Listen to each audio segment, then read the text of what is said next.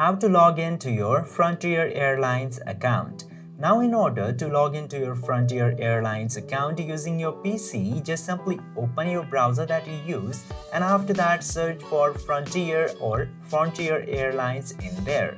After that, this first link of flyfrontier.com will appear. Simply open it at very first and it will open the homepage of Frontier Airlines in your browser.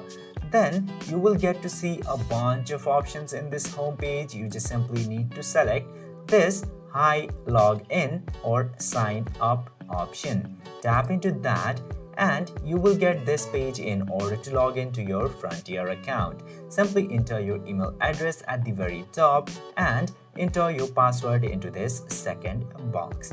Then tap to login button which will be enabled after entering the email address and password which you have used in order to create an account in Frontier. Then after doing these very easy steps, your Frontier Airlines account will be logged in very easily. I hope this video was helpful to you. If yes, don't forget to hit that subscribe button.